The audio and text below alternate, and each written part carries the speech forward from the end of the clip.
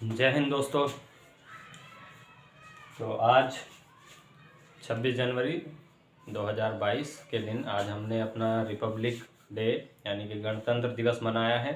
73वां Republic day, 73वां गणतंत्र दिवस आज हमने मनाया है अपना। तो सभी को गणतंत्र दिवस की बहुत बहुत शुभकामनाएं। ठीक है, तो आज हम जानते हैं कि रिपब्लिक डे जो है वो 26 जनवरी को ही क्यों मनाया जाता है। 26 जनवरी को, ये तो आप सभी जानते होंगे कि 26 जनवरी को रिपब्लिक डे मनाया जाता है क्योंकि भारत का संविधान 26 जनवरी 1950 को लागू किया गया था। लेकिन ऐसा क्यों है कि संविधान हमारा 26 नवंबर 1949 को बन के तैयार हो चुका था, लेकिन इसको संविधान को लागू किया गया 26 जनवरी 1950 को, और इसी दिन हम रिपब्लिक डे के रूप में या गणतंत्र दिवस के रूप में मनाते हैं। ठीक है, तो गणतंत्र दिवस के रूप में इसको 2 महीने बाद ही क्यों मनाया गया, तो आज हम इस पर थोड़ी सी चर्चा करते हैं। जैसा कि आज सुबह से ही गणतंत्र दिवस को लेके बहुत सारी चर्चाएं चलती आ रही हैं, तो इस पे हम थोड़ी सी चर्चा करते हैं। चलिए देखते हैं कि संविधान जो है वो 26 नवंबर 1949 को बन के तैयार हो चुका था। 26 नवंबर 1949 को कम्प्लीटली तैयार हो चुका था। उसी दिन हम संविधान दिवस यानी कि कॉन्स्टिट्यूशनल डे मनाते हैं, और उसी दिन हमने अपने संविधान को पूरी तरह से तैयार कर दिया था। तो जैसा कि हम आपको पहले भी बता चुके हैं, पिछली क्लासेस में हम बता चुके हैं कि संविधान का निर्माण किस तरह से हुआ और कैसे कैसे कैबिनेट मिशन भारत में आया था। कैबिनेट मिशन ने अपनी सिफारिश के आधार पर एक संविधान सभा का गठन किया था। ठीक है, तो आप देखेंगे कि उस समय जो सेकेंड वर्ल्ड वॉर चल रहा था, तो द्वितीय विश्व युद्ध के समय पे उस समय विंस्टन चर्चिल जो ब्रिटेन में थे वो कंजर्वेटिव पार्टी के एक लीडर थे, और दूसरी तरफ उनके अपोजिशन में जो लेबर पार्टी थी, लेबर पार्टी के लीडर जो थे वो क्लीमेंट एटली थे।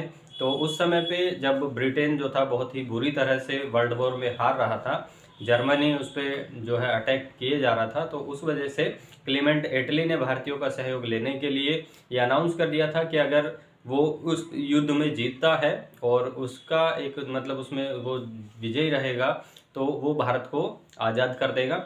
तो इसी प्रकार भारत ने फिर उसमें उसका काफ़ी सपोर्ट किया, और भारत जो है उसको आज़ाद करने की घोषणा क्लीमेंट एटली ने कर दी थी। लेकिन क्लीमेंट एटली ने ऐसी घोषणा की थी कि पहले भारतीयों को जो है अपना संविधान बनाना या एक अपना जो जो संप्रभु देश बनने की बात की गई थी, तो उसको चलाने की एक व्यवस्था भारतीयों को आनी चाहिए, उसके बाद वो भारत को छोड़ के जाएंगे। तो इसी दिशा में क्लीमेंट एटली ने पहले एक मिशन बना के भेजा था जो कि कैबिनेट मिशन था, जिसके बारे में हम पढ़ा चुके हैं। तो कैबिनेट मिशन में भारत में एक संविधान सभा का गठन कर दिया, संविधान सभा ने भारत का संविधान बनाया था। ठीक है, तो अगर अविभाजित भारत की हम बात करें तो अविभाजित भारत में जैसा कि 1946 में जब ये कैबिनेट मिशन बना था, कैबिनेट मिशन आया था, तो इसकी सिफारिश पे संविधान सभा का गठन कर दिया गया। और संविधान सभा के गठन के समय पूरे भारत में यानी कि अविभाजित भारत से पूरे भारत से जो है कुल सीटें 389 सीटें हो गई थी। लेकिन अब 15 अगस्त 1947 तक आते आते ये सीटें जो है वो कम हो गई, क्योंकि 1947 को क्या हुआ था, भारत और पाकिस्तान दोनों अलग हो गए थे। तो भारत और पाकिस्तान अलग होने की वजह से क्या हुआ था कि जो पाकिस्तान के क्षेत्र में जो सीटें थी वो संविधान सभा से अलग हो गई, जिसके कारण भारतीय जो संविधान सभा थी उसमें केवल 299 सीटें ही बची थी। 299 सीट्स जो थी वो उस समय वहाँ पे बची थी। ठीक है, तो अब उसमें जो था 1947 में, अब हम देखते हैं कि एक जो 15 अगस्त 1947 जो है, 15 अगस्त को हम मनाते हैं अपना स्वतंत्रता दिवस। स्वतंत्रता दिवस क्योंकि इस दिन हम जो है वो ब्रिटिश राज से, ब्रिटिश साम्राज्य से आज़ाद हुए थे।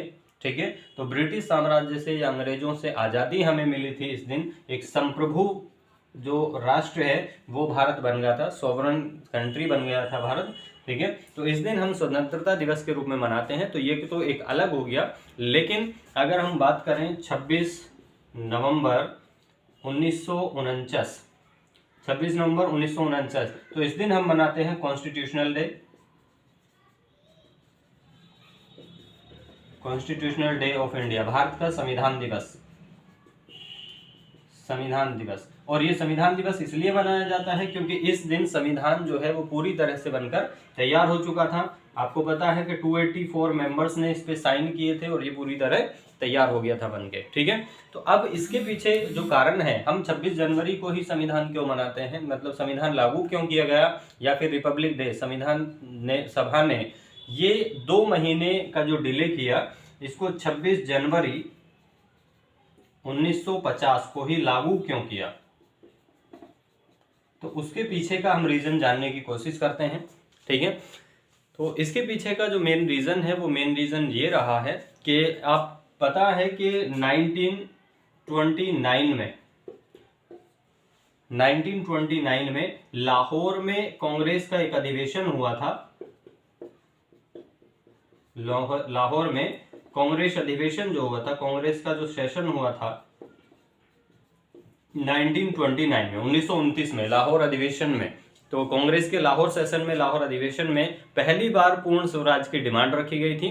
और उस समय उसके जो अध्यक्ष थे वो जवाहरलाल नेहरू जी थे। तो जवाहरलाल नेहरू जी ने ये डिक्लेयर किया था, कब, ये दिसंबर में हुआ था, जो ये मीटिंग थी ये दिसंबर 1929 में, ठीक है। तो लाहौर अधिवेशन जो था वो दिसंबर 1929 में 1929 में हुआ था। अब इस अधिवेशन में ही जो जवाहरलाल नेहरू जी थे, तो जवाहरलाल नेहरू जी ने पूर्ण स्वराज को घोषित किया था और पूर्ण स्वराज दिवस मनाने की एक घोषणा कर दी थी कि 26 जनवरी, मतलब उन्होंने जो घोषणा की थी, उन्होंने एक इस प्रकार की घोषणा की थी कि आने वाले जो नया साल है, आने वाले नए साल का जो अंतिम जो संडे होगा, लास्ट संडे, तो अंतिम रविवार को या लास्ट संडे को हम जो संविधान, ये एक मतलब जो हमारा स्वराज है, तो पूर्ण स्वराज हम मनाएंगे। और पूर्ण स्वराज के रूप में मनाने के लिए हम अपना जो राष्ट्रीय झंडा है, जो नेशनल फ्लैग उनका था उस समय पे, तो उसको वहां पे फहराने की बात की गई थी,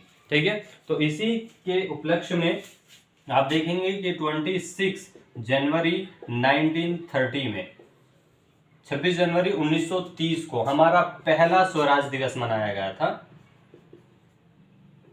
स्वराज दिवस। तो स्वराज दिवस के रूप में मनाया गया और भारतीयों ने अपना तिरंगा झंडा जो है वो लहराया और उसको वहां पे पूर्ण स्वराज के रूप में मनाना शुरू कर दिया था, ठीक है। तो अब 26 जनवरी 1929 से ये स्वराज दिवस मनाना शुरू कर दिया था और इसको मनाते आ रहे थे हर साल, ठीक है, क्योंकि अंग्रेजों को मुंह तोड़ जवाब देना था। और कहीं ना कहीं अंग्रेजों को जो जलन थी, अंग्रेज जो उस चीज से इरिटेट होते थे, तो उसको और ज्यादा जलाना और ज्यादा अंग्रेजों के प्रति अपने राष्ट्रीय भावना को दिखाने के लिए हमने राष्ट्रीय तिरंगा जो था, हमारा जो झंडा था, उसको एक्सेप्ट बाद में किया था, वो बात अलग है। लेकिन उस समय पे जो हमारा एक झंडा था, राष्ट्रीय ध्वज जो था, तो उसको हमने फहराना शुरू कर दिया था, जो पूर्ण स्वराज के लिए फहराया जा रहा था। तो पूर्ण स्वराज के चलते इसके दौरान, इसके जो आगे था, अब ये कंटिन्यूअसली चलता आ रहा था, लेकिन आप देखेंगे कि 30 में इसको पहली बार फहराया गया था। तो हर साल ऐसा होता था, 26 जनवरी से लेके हर साल 26 जनवरी को पूर्ण स्वराज दिवस के रूप में मनाना शुरू कर दिया था। तो पूर्ण स्वराज दिवस के रूप में जब मनाया जा रहा था, तो 1947 में देश आजाद हो चुका था, स्वतंत्र हो गया था, ठीक है।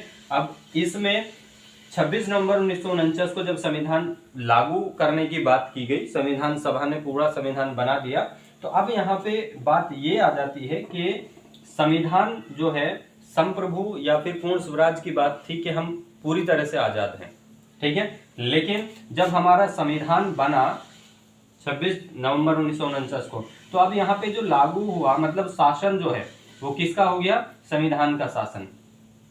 आज अगर बात करें तो आज जो शासन है, आप किसके अधीन है, संविधान के अधीन है।